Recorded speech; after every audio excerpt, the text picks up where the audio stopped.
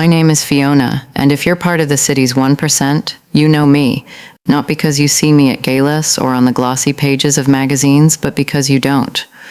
I am the silent architect of the most important days of their lives. I plan weddings, but that's like saying a brain surgeon just cuts things. I don't just coordinate florists and caterers, I orchestrate mergers of dynasties. I manage fragile egos, crippling secrets, and prenuptial agreements that have more clauses than a peace treaty.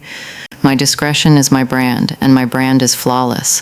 For a decade, I have been a vault, a ghost who leaves behind nothing but a perfectly executed event and a hefty, always paid invoice, until now. If you've ever poured your entire soul into your work, only to be dismissed with a wave of a hand, then you know the feeling that hit me when the call came through. Do me a favor and hit that like button and subscribe, just so I know I'm not just talking to myself here. It helps to know there are others out there who get it. The phone felt like a block of ice in my hand. On the other end was Serafina Blackwood, my biggest client of the year. A rice to the Blackwood fortune, a notoriously ruthless socialite, and a woman who wielded her family's power like a cudgel. Her voice, usually a syrupy purr of privilege, was brittle. "Fiona, I've just reviewed your final invoice. We're not paying it." I waited a beat, letting the silence hang in the air. My office, a study in minimalist gray and white, felt suddenly cold. My fingers rested on the cool, matte surface of my desk. I could see my reflection in the dark screen of the monitor opposite me, a calm, composed woman, a mask I had perfected over years. "May I ask why there's an issue, Serafina?" I asked, my own voice perfectly level. It was the voice I used to tell a mother of the bride that the prize-winning orchids had been flown to the wrong continent. "Subpar," she clipped out, the word landing like a slap. "The entire experience has been, frankly, subpar. Your ideas were uninspired, the execution was adequate, but hardly the tour de force I was promised. For the fee you're charging, I expected magic. Instead, I got mediocrity." My knuckles, resting on the desk, tightened, just slightly. It was the only sign of the fury that lanced through me. I thought of the past 6 months, the 2 a.m. phone calls about the exact shade of ivory for the napkins, the logistical nightmare of chartering a private jet for her prized pony to be a ring-bearer, a plan I had quietly and diplomatically scuttled to save her from global ridicule. I thought of the countless fires I had put out, the vendors I had soothed, the family feuds I had navigated. Subpar. "I see," I said. "Thank you for your feedback, Serafina. I will consider the matter closed." I ended the call before she could offer another condescending syllable. The silence that filled my office was absolute. I stared at the invoice on my screen, a number with enough zeros to buy a house in a very nice neighborhood. It wasn't about the money, not really. It was the casual, brutal dismissal, the sheer arrogance of a woman who had never known a single day of consequence in her life. She believed she could simply decide my work had no value, and with that, erase it. But here's the thing Serafina didn't know. Here is the secret that lived behind my calm, composed mask. The secret she, in her monumental hubris, had just unlocked. That final invoice wasn't for the wedding. Oh, I'd planned her wedding, all right, down to the last gluten-free, hand-gilded canapé. But my real job for the last 6 months, the one that commanded the fee that made her gasp, that was a different contract entirely. It was a contract I had made with her fiancé, Julian Kane. A man from a rival family, a family the Blackwoods were slowly strangling into oblivion. He hadn't hired me to plan a wedding. He had hired me to conduct a war. The invoice wasn't for floral arrangements and string quartets. It was for 6 months of meticulous, detailed opposition research. It was for the dossier he was about to receive, a dossier containing every dirty secret, every fraudulent deal, every skeleton in the Blackwood family's very crowded closet. He planned to reveal it all at the rehearsal dinner, 2 days from now, and Serafina, with her petty, insulting power play, had just personally gift-wrapped my motivation to ensure he didn't miss a single damning page. She thought she was saving herself a few $100,000. What she had really done was buy a front-row seat to the implosion of her entire world. The click of the phone ending the call was a tiny, insignificant sound in the grand scheme of things, but in the tomb-like silence of my office, it echoed like a gunshot. For a long moment, I didn't move. I just sat there, staring at my own reflection in the black mirror of the monitor, a ghost in a steel and glass cage. My entire business, my entire life, was built on the foundation of emotional control. I was the rock in the storm of other people's chaos. I absorbed panic and radiated calm. It was my single greatest asset, but in that moment, alone in my sanctuary of order, a single crack appeared in the facade, a tremor started in my hands, a low, quiet hum of pure, unadulterated rage. It was a foreign feeling. I dealt in logistics, not emotion. I managed outcomes, not feelings, but this felt different. This was personal. Subpar, the word kept replaying in my mind. Serafina's voice, a thin, reedy instrument of contempt. It was such a small word to carry so much weight, so much insult. It wasn't just a critique of my work. It was a denial of my existence, of the decade I had spent building a reputation for being the absolute best, not one of the best, the best. My clients weren't just clients, they were titans of industry, political figures, old money dynasties that measured their histories in centuries. They didn't hire me for adequate. They hired me for perfection, for the impossible made real, and they paid for it because they understood its value. Serafina Blackwood, a woman whose only accomplishment was being born, had looked at my life's work and dismissed it like a faulty canapé. A slow heat flushed up my neck, spreading across my face. It was the burn of humiliation, a feeling I hadn't experienced since I was a nervous upstart, trying to convince my first ever client that I, a nobody with a dream and a binder full of ideas, could be trusted with the most important day of her life. I had clawed my way to the top of this cutthroat industry with nothing but my wits and an almost pathological attention to detail. I had no family money, no powerful connections. I had built my empire brick by invisible brick, favor by silent favor, success by stunning success. Every flawlessly executed event was a testament to my worth. Every satisfied client was a brick in my fortress. And Serafina had just tried to bulldoze it with a single lazy swing of her wrecking ball of privilege. My mind, usually a clean, well-lit corridor of plans and contingencies, was suddenly a storm. I pushed my chair back, the sound harsh against the polished concrete floor. I walked to the floor-to-ceiling window that overlooked the city, a sprawling map of lights and ambition. I had conquered this city. I was a secret, whispered in its most exclusive boardrooms and country clubs, and yet one phone call had made me feel like that girl with the binder all over again. Small, powerless. This is when the flashbacks started, not of the wedding planning, but of the moments that had led me here, the real moments, the ones that defined the path I was on. My mind went back a decade, to a woman named Eleanor Vance. Eleanor was a legend. She hadn't just been a wedding planner. She'd invented the modern concept of luxury event design in this city. She was my mentor. She saw something in me when I was just a hungry assistant with good ideas, a precision, a ruthlessness she recognized as a mirror of her own. She taught me everything. She taught me that our job was to be the foundation, the unseen steel frame that allowed the beautiful illusion to stand. We were the ones who had to be strong so everyone else could be happy. And then she took on the Blackwood account, not a wedding, but a major corporate anniversary gala for Sterling Blackwood, Serafina's father. It was the event of the decade.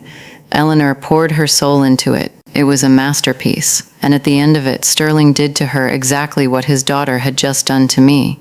He found a loophole, a manufactured complaint about a supplier, a flimsy pretext to not just dispute the final massive invoice, but to countersue for damages. He didn't need the money. It was a power play, a game. He wanted to see if he could break her. He did. He dragged her through a legal battle that drained her finances and, worse, her spirit. He used his media connections to leak stories painting her as incompetent, a fraud. It was a slow public execution. I watched the woman who had been a titan of industry, a force of nature, shrink. I remember visiting her after it was all over. She was sitting in her now modest apartment, surrounded by boxes. Her business was gone. Her reputation was in tatters. She looked at me, her eyes hollow, and said something I never forgot. "It's not the money, Fiona. It's that he made everyone believe the lie. He erased my work. He erased me. Eleanor died 2 years later, a shadow of the woman she had been. The official cause was a heart attack, but I knew what had really killed her. Sterling Blackwood had broken her foundation. I stood at my window, the city lights blurring through a sudden film of tears. I never cried. Crying was a liability, but the memory of Eleanor was a wound that had never truly healed. It wasn't about revenge, I told myself, the phrase a familiar, comforting lie I'd been repeating for months. It was about balance. It was about correcting a narrative. It was about ensuring that what happened to Eleanor could never happen again. Not to me, not to anyone else, if I could help it. My thoughts shifted, the anger cooling, solidifying into something hard and clear: resolve. I remembered the first time I met Julian Kane, 6 months ago. It was a cold, rainy Tuesday. He hadn't requested a meeting at my office. Instead, his assistant had sent a cryptic message, asking me to meet at a small, forgotten museum of cartography. An odd choice, but I was intrigued. I found him in a dimly lit room filled with ancient maps, the air smelling of old paper and leather. He wasn't like the other men in his world. There was no bluster, no peacocking. He had a quiet intensity, a watchfulness in his eyes that I recognized. He was a strategist. He didn't waste time with pleasantries. He said, "I'm not here to plan a wedding, Fiona. I'm here because you are the only person in this city who can get inside the Blackwood family and not be seen. Your reputation for discretion is absolute." He then laid out the situation. His family's company, Kane Industries, had been a rival of Blackwood Global for generations, but recently, under Sterling's aggressive and often unethical leadership, Blackwood had been systematically dismantling them. A hostile takeover was imminent. Julian believed it was being fueled by fraudulent practices, but he had no proof. He was trapped. To save his family, he needed leverage, he needed a weapon, and his only path to getting it was to get engaged to the enemy's daughter, Serafina. It was a desperate, high-stakes gamble. He looked at me, his gaze unwavering. "I want to hire you to find that proof. I want you to use the wedding planning as a cover. Get inside the house. Get inside their lives. Listen. Observe. Find the cracks. For this, I will pay you 10 times your standard fee." I remember I didn't answer right away. I walked over to a display case holding a map of the world from the 16th century, full of sea monsters and blank spaces labeled terra incognita. "What you're asking for is incredibly dangerous," I said. "It goes far beyond my usual services." "It is," he said simply. "But I've read about what happened to Eleanor Vance. I know you understand what kind of man Sterling Blackwood is. I suspect you, more than anyone, would know exactly where to look for the monsters." That was it. That was the moment. He hadn't just offered me a job. He had offered me a chance to redraw the map, to fill in the blank spaces where Sterling Blackwood's crimes were hidden. He had offered me a chance to give Eleanor's story the ending it deserved. It was a debatable choice. A top wedding planner turning into a corporate spy? It was insane. It was a career-ending risk. But in that moment, standing in that room of old maps, the emotional logic was overwhelming. It felt like destiny. It felt like justice. I took the deal. I told myself it was business, a calculated risk for an unprecedented reward. But now, standing here in my office with Serafina's insult still ringing in my ears, I finally admitted the truth to myself. The money was secondary. The business opportunity was a convenient justification. This was for Eleanor. This was for the ghost in the back of my mind that whispered her story to me every time I saw the Blackwood name in the headlines. This was about proving that you cannot simply erase a person's worth. I walked back to my desk, the tremor in my hands gone. The heat in my face had been replaced by a chilling calm. I pulled up my encrypted email client, the one that existed on a separate air-gapped network. There was a draft message waiting, one I had prepared weeks ago. It was addressed to a single, untraceable address. The subject line was simple: final delivery. The body of the email contained only a secure location and a time.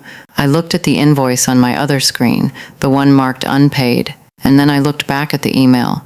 Serafina hadn't refused to pay for a wedding. She had refused to pay the final installment for her own destruction, and in doing so she had removed any last lingering shred of hesitation I might have had.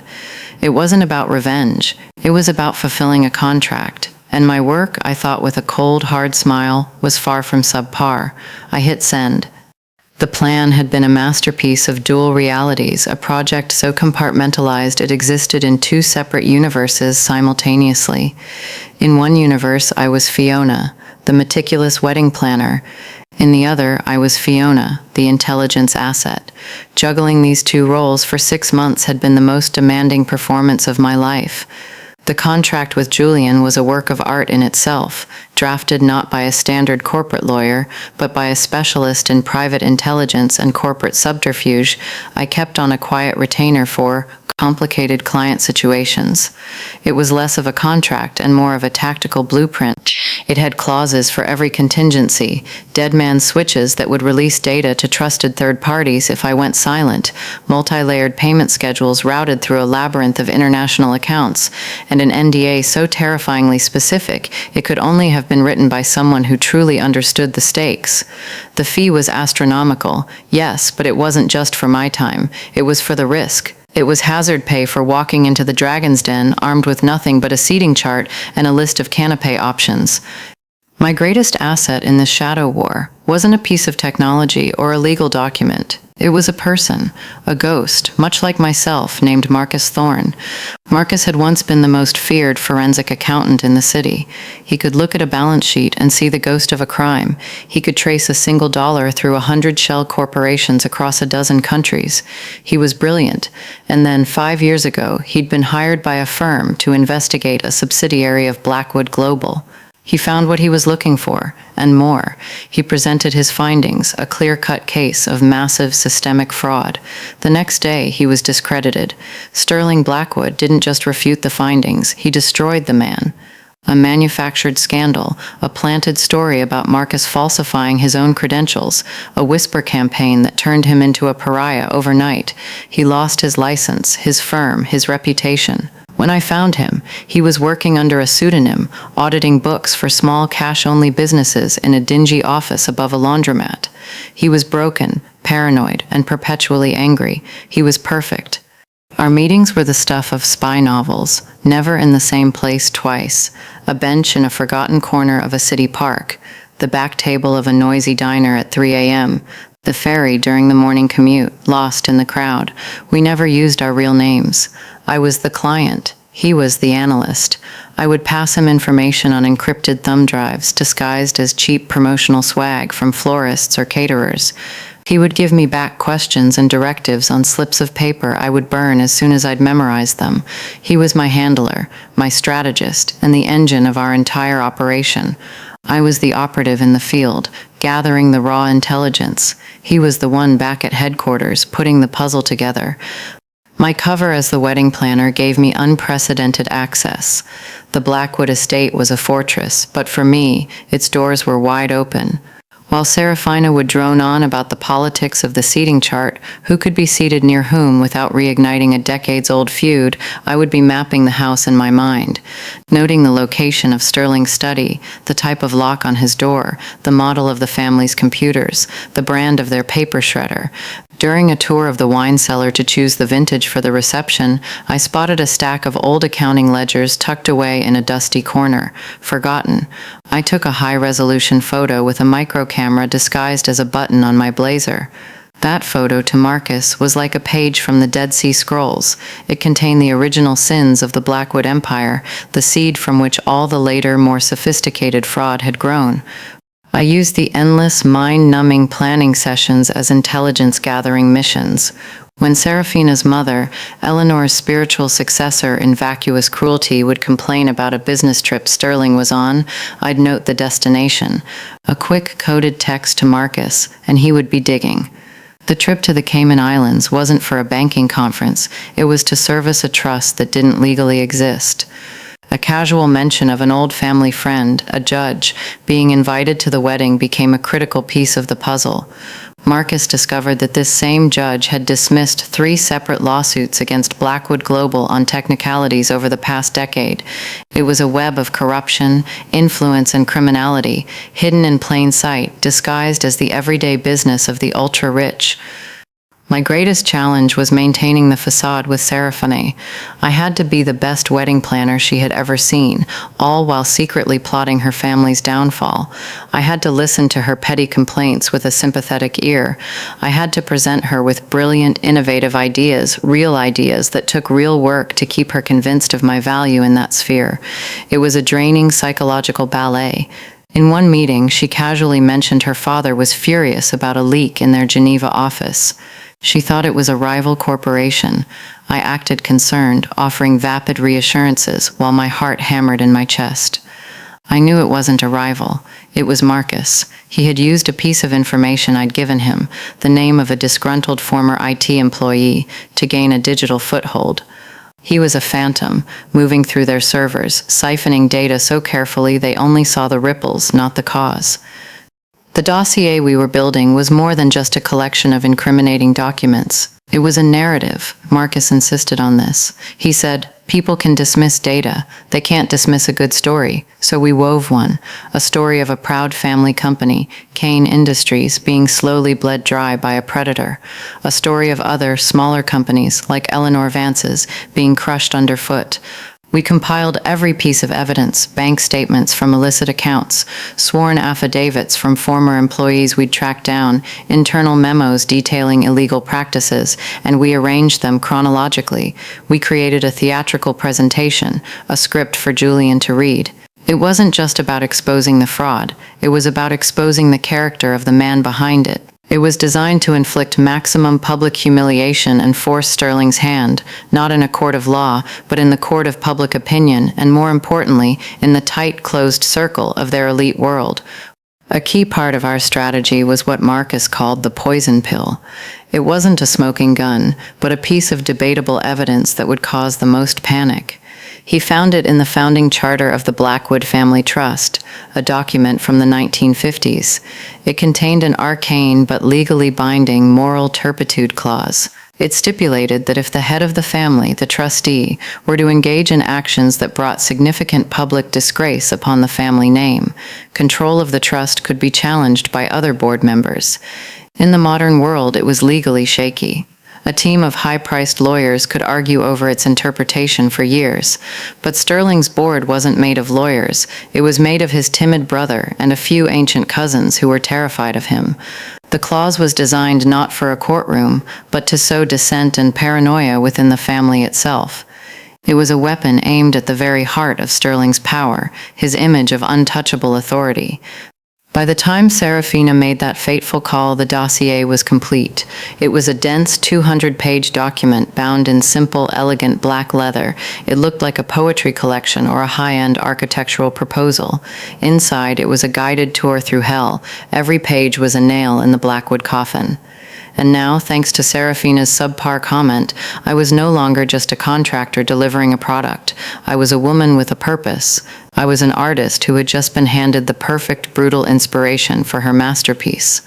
The final act was about to begin, and I was going to make sure the lighting was perfect. The delivery was set for the following afternoon, not in some clandestine rain-slicked alleyway, but in the sun-drenched atrium of the city's Museum of Modern Art. It was the last place anyone would look for a conspiracy. Surrounded by priceless sculptures and the gentle murmur of appreciative patrons, we would be two well-heeled citizens enjoying a bit of culture, invisible in plain sight. Julian was standing in front of a massive, chaotic painting of reds and blacks when I arrived. He looked tired, the strain of his long deception etched around his eyes, but his jaw was set with determination. He saw me, and a flicker of something, relief, anxiety, perhaps both, crossed his face. I carried a simple, elegant tote bag. From it, I produced the black leather portfolio. It looked unassuming, tasteful. I handed it to him, our fingers brushing for a moment. "The final floral proposal," I said, my voice just loud enough for him to hear. "I thought you should review it before the dinner tomorrow."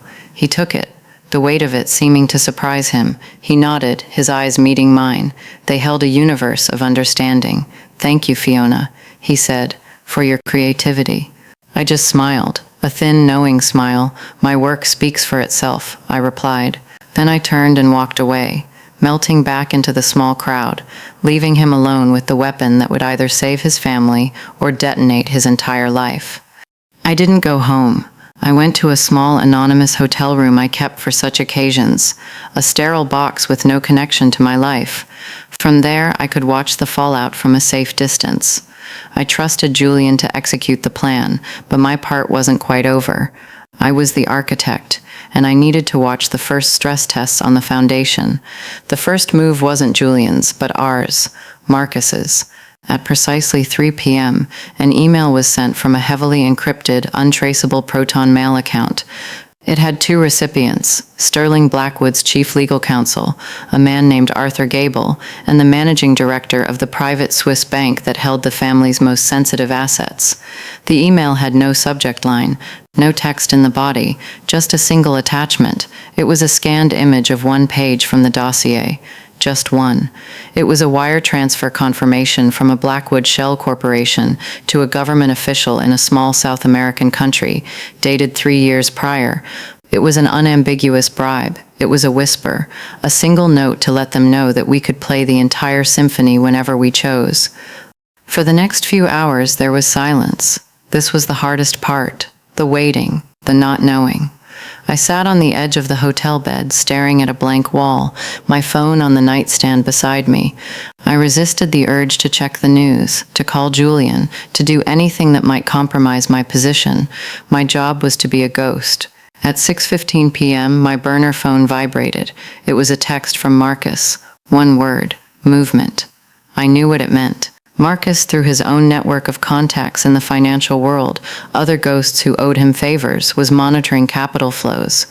The text meant that someone at the Blackwood end was panicking. They were trying to move money, they were trying to cover their tracks. But it was too late. You can't hide from someone who already has a complete map of your treasure. The panic began to ripple outward. My personal cell phone, the one I used for the legitimate side of my business, rang at 7:30 p.m. The caller ID said Serafina Blackwood. I let it go to voicemail. I already knew what this would be.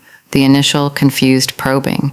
She would have heard a whisper of the panic from her father or his lawyers. She wouldn't know what it was about, but she would feel the shift in the atmosphere. Her world, for the first time, was tilted off its axis, and she was flailing. A few minutes later, the real call came, an unknown number. I answered, my voice perfectly placid. Hello? Fiona? It was Serafina. Her voice was completely different. The icy condescension was gone, replaced by a thin, tight wire of anxiety. I have a strange question for you. I was just talking with my father's lawyers about vendors. Do you remember the name of that holding company for the lighting technicians, the one based in Delaware? My heart gave a little leap of triumph. It was one of the breadcrumbs I had intentionally dropped in a meeting 2 months ago, a piece of bait for Marcus. The company was a shell, one of dozens he had uncovered. Her father's lawyers were now frantically going through every transaction, every vendor, every name associated with the wedding, trying to find the source of the leak. They were chasing ghosts. I'm so sorry, Serafina, I said, injecting a note of polite confusion into my voice. That doesn't ring a bell right now, but I can certainly check my records for you tomorrow. Is everything all right? There was a pause. She knew I was lying. I knew she was lying. It was a beautiful, terrible moment of silent communication. Yes, fine, she finally said, her voice strained. Everything is fine. She hung up. The first cracks in the dam were showing. They were small, but the pressure behind them was immense. The entire Blackwood empire was built on a foundation of secrets and intimidation, and we had just informed them that we knew all their secrets, and we were not intimidated. The silent takeover had begun. The day of the rehearsal dinner was a study in controlled chaos. For the Blackwoods, it was a frantic, desperate scramble behind the scenes. For me, it was a day of quiet observation from my hotel room command post. The power shift was happening, not with a bang, but with the chilling silence of doors closing and phones going unanswered. My first confirmation of this came in the form of a call from a prospective client, a tech billionaire whose wedding I had been in talks to plan for the following year. He had been a referral from Serafina, a fact she had lorded over me for weeks. Fiona, he said, his voice hesitant, I'm calling about our project. Listen, I'm not sure how to say this, but we're going to have to put a pin in it for now. I've been hearing some rumors about the Blackwood family, financial instability. I can't have my name associated with that kind of uncertainty. I hope you understand. Of course, I said, my voice dripping with professional sympathy. I completely understand. Thank you for letting me know. This was better than I could have hoped. The poison wasn't just working inside the Blackwood family. It was leaking into their ecosystem. In their world, reputation wasn't just important, it was currency. And theirs was plummeting in value by the hour. A client exodus, even a potential one, was a sign of fatal weakness. Then came the call I had been waiting for, the apex predator himself. The caller ID just showed a blocked number. I answered on the second ring. Fiona, a deep, gravelly voice said. It was Sterling Blackwood. He didn't introduce himself. He didn't need to. The arrogance was baked into his tone. We need to talk. I'm hearing some very disturbing things that seem to originate around my daughter's wedding preparations. He was casting a net, trying to see what he could catch. He was a shark, smelling blood in the water, not yet realizing it was his own. I'm not sure what you mean, Mr. Blackwood, I said, my voice a placid lake of calm. My only dealings have been with Serafina regarding the wedding. Is there a problem with the arrangements for tonight? Don't play dumb with me, he snarled, the civility evaporating. This has your fingerprints all over it. I'll ask you once. What do you want? He thought it was about money. It was the only language he understood. He thought I was a common blackmailer. I let the silence stretch, forcing him to stew in his own paranoia. Finally, I said, what I want, Mr. Blackwood, is for my final invoice to be paid as per my contract with your daughter. She deemed my services subpar, a fact I found disappointing. He was momentarily speechless. He was expecting a demand for millions, a negotiation. He wasn't prepared for me to bring up the very invoice his daughter had so arrogantly dismissed. It didn't fit the narrative in his head. Look, he sputtered, his tone shifting from threatening to bargaining.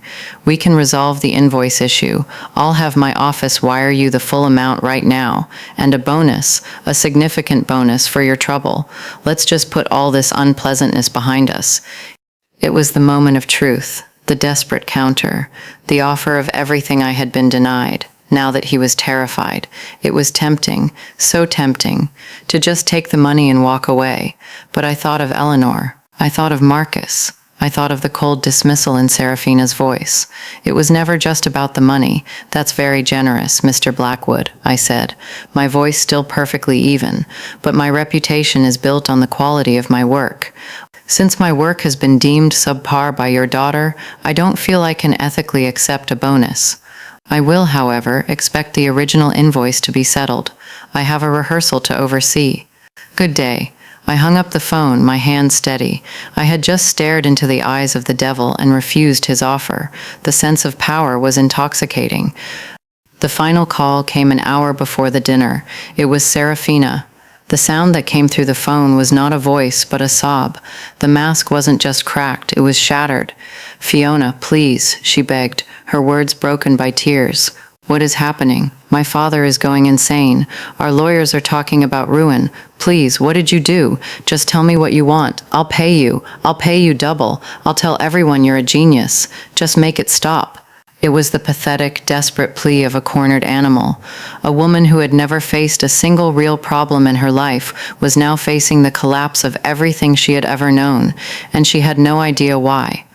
I listened to her cry for a moment, a cold, clinical detachment settling over me. There was no pity. There was no satisfaction. There was only finality.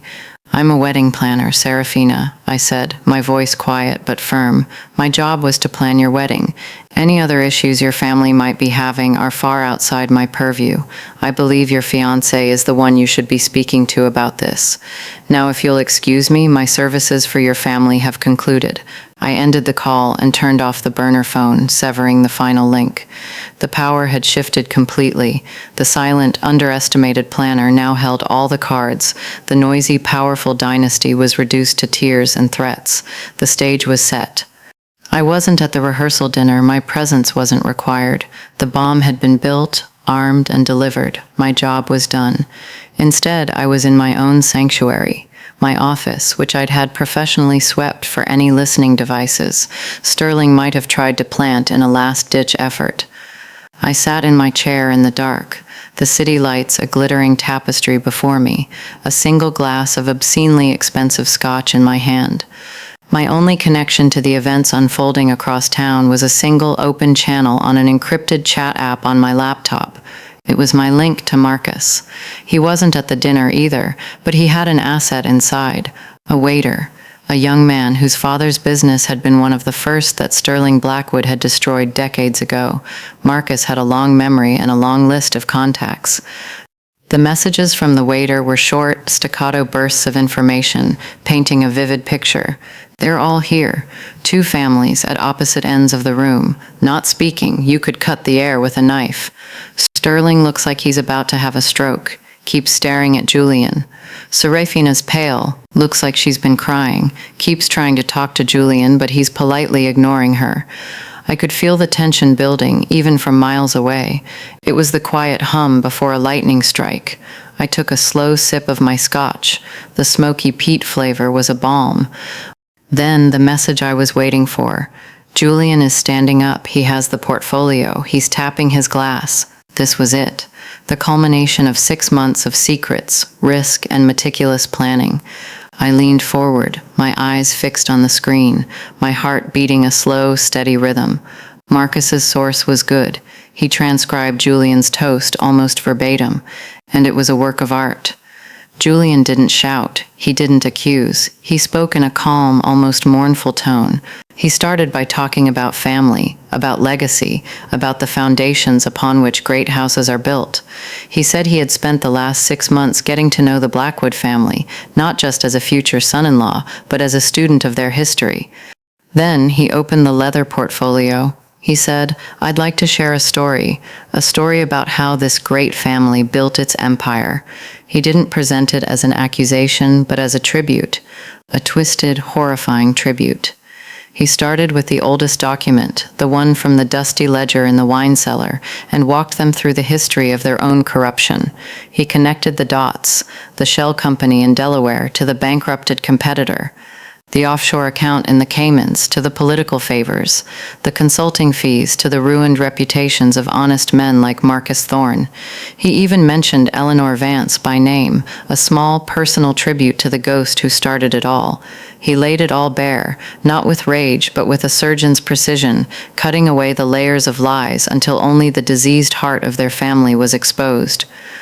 He ended his toast by turning to Sterling. He didn't even look at Serafina. His business was with the king, not the princess. He said, "I have come to admire the ruthless efficiency of your operation, Sterling, but I cannot, in good conscience, marry into a family whose foundation is built on such moral flexibility. The engagement is off." However, he paused, letting the weight of that pronouncement settle in the dead silent room. He then slid the dossier across the table to Sterling. "That is my copy. The original is in a very safe place. I am prepared to offer you a new deal. Not a marriage, but a merger. Kane Industries will acquire a controlling interest in Blackwood Global for a price of my choosing. In return, the original dossier will be sealed forever. You have 24 hours to accept. Otherwise, this story I've just told will be told again, this time to the SEC and the Department of Justice." He raised his glass. "To new beginnings. Checkmate." The chat window went crazy. The source described pure chaos, shouting, Serafina fainting, Sterling, for the first time in his life, utterly defeated, staring at the black leather book as if it were a viper. The Kane family, stoic and silent, simply stood up and walked out. The Blackwood dynasty had been publicly, humiliatingly, and brilliantly decapitated. The next morning, the news was not of a corporate takeover, but of a postponed wedding. The financial press, however, was already buzzing with rumors of a strategic partnership between the two rivals. The truth would never come out, not really. It would be buried in legalese and corporate press releases. But everyone who mattered, everyone in their world, would know what really happened at that rehearsal dinner. 2 days later, a wire transfer appeared in my account. It was the full amount from my contract with Julian, plus a bonus that was, in itself, a fortune. The memo line was blank. An hour later, an email from him arrived. It contained only 2 words: "Thank you." My work was complete, my value had been asserted, and my reputation, far from being tarnished, was now gilded with a new, dangerous mystique. The phone rang. It was the tech billionaire who had put a pin in his wedding plans. "Fiona," he said, his voice full of renewed enthusiasm, "I've heard the Blackwood wedding is off. Terrible business. Anyway, about our project, let's do it. And Fiona, whatever your fee is, double it. I want the best, and I'm told you are unequivocally the best." I smiled. Yes, I am. In the quiet that followed, after the storm had passed and the pieces of 2 empires had been rearranged on the board, I found a strange sense of peace. It wasn't the giddy thrill of victory or the dark satisfaction of revenge. It was something cleaner. It was the feeling of a complex equation finally being solved. A ledger, long unbalanced, was now settled. One evening, I sat in my office, which felt less like a cage now and more like a control room. I poured myself that same expensive scotch and walked over to a small silver-framed photograph I kept on a side table. It was of me and Eleanor, taken years ago at my very first solo event. I was young, terrified, and beaming with pride. She had her arm around me, her smile wide and genuine. "You're a natural kid," she had told me. "You see the whole board." I raised my glass to her. "The board is clear, Eleanor," I whispered. "The board is clear." I took out a piece of paper from my desk drawer. It was the printout of Serafina's email, the one I had received just a few days ago, though it felt like a lifetime. Her words, "Your services were subpar," were there in stark black and white. For a moment I thought about framing it. A trophy, a reminder of the hubris that had set this all in motion. But that felt like something Sterling Blackwood would do. It felt like celebrating the wound rather than the healing. Instead, I walked over to the high-end, cross-cut paper shredder I kept for sensitive documents. I fed the single sheet of paper into it. The machine whirred to life, and in seconds, Serafina's insult, her casual attempt to erase my value, was turned into a meaningless handful of confetti. I let the tiny pieces of paper fall through my fingers into the wastebasket. Noise turned into silence. And now, I'm talking to you. Because this story, as grand and dramatic as it sounds, isn't really about ruthless socialites and corporate espionage. It's about a feeling I know many of you understand. It's the feeling of being overlooked, underestimated, the feeling of pouring your heart and soul into something, of building something with your own 2 hands, only to have someone with more power, more privilege try to tell you that it's worthless. They'll try to pay you less than you're worth. They'll try to steal your credit. They'll call your work subpar when they know, and you know, that you are the engine keeping the whole machine running. My name is Fiona, and I'm a wedding planner, but my real business is value. Recognizing your own, defining it on your own terms, and then defending it with everything you have. Don't ever let someone else write your price tag. An invoice isn't just a bill, it's a declaration of worth. A contract isn't just a document, it's a promise. And your work, your passion, your expertise, that is your signature on the world, and you should never, ever let anyone erase it. If you've ever felt that sting of being undervalued, if this story hit a little too close to home, let me know in the comments below. It's a lonely fight sometimes, and it helps to know you're not screaming into the void. Share this story with someone who needs to be reminded of their own power. And please, hit that subscribe button and turn on notifications, because we all have a story to tell, and we all deserve to have it heard.